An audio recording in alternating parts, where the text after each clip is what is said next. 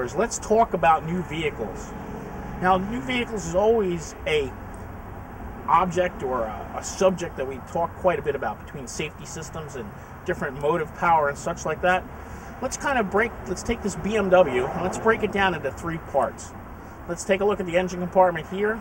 We're going to take a look at the interior and some of the structural pieces, and then the last look, we're going to take a look at the trunk area.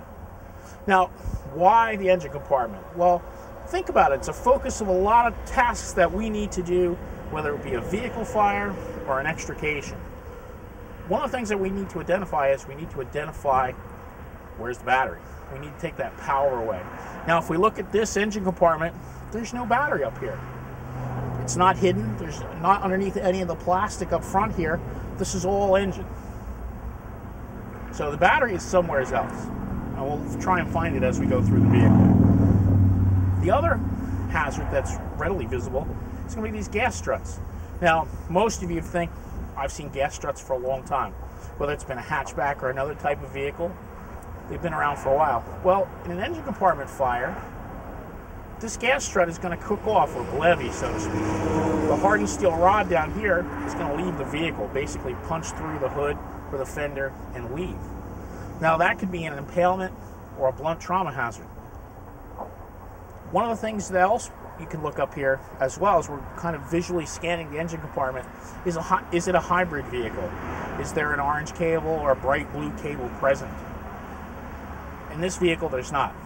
This BMW, it's a conventional engine type of vehicle.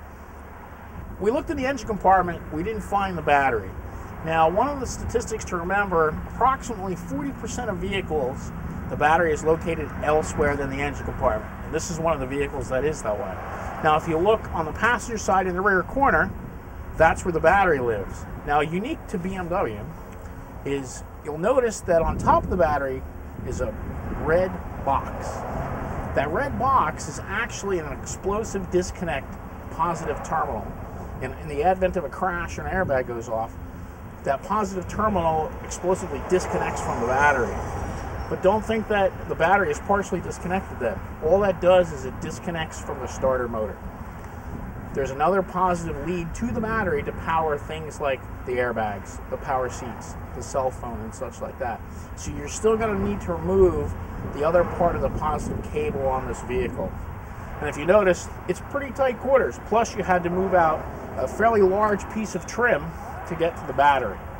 That's not unique anymore. You'll see a lot of vehicles that are that way today. And also, you'll notice there's gas struts even in here holding the trunk up as well. So there's another place that you need to use caution as well. Let's talk about some of the structural issues with new cars. Now, we all know there's different reinforcements and such like that. You've heard terms like boron or HSLA and different acronyms and such like that. What you need to remember is there's ultra hard materials everywhere in the vehicle structure today.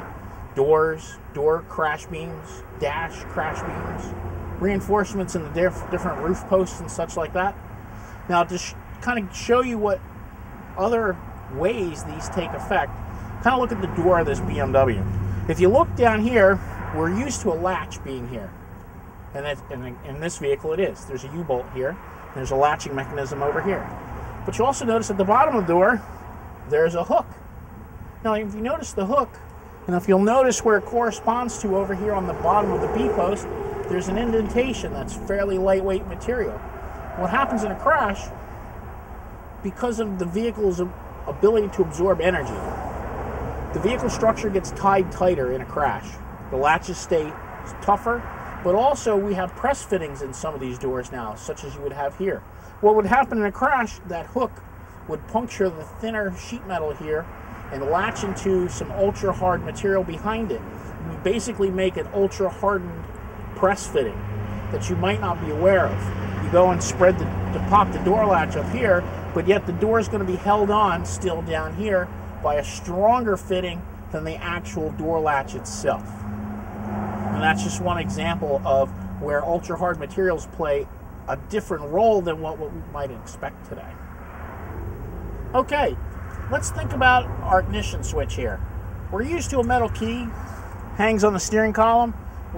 To shut the vehicle off, We rotate it, pull the key out. Usually we throw it on top of the vehicle or on top of the dashboard. Well, what do we do with a key like this?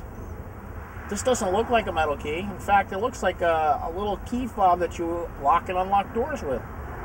But actually, it does that, and it's the ignition key for the vehicle. This is a proximity key, basically a wireless transmitter type of deal. Now, in this vehicle, some of the proximity ignition systems, the key just needs to be within the confines of the vehicle for it to start and to run.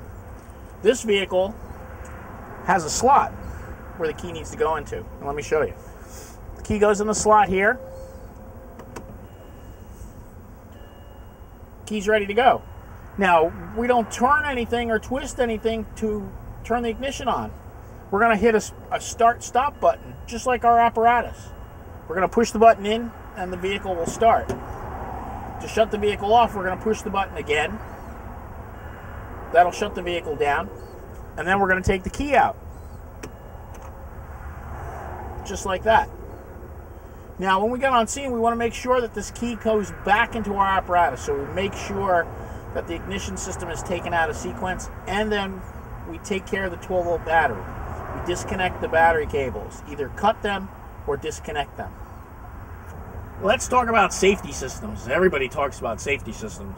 Now, in this BMW, we're used to frontal airbag systems, driver side and passenger side. You'll notice the passenger side front bag is camouflage. There's only a very small label there in place.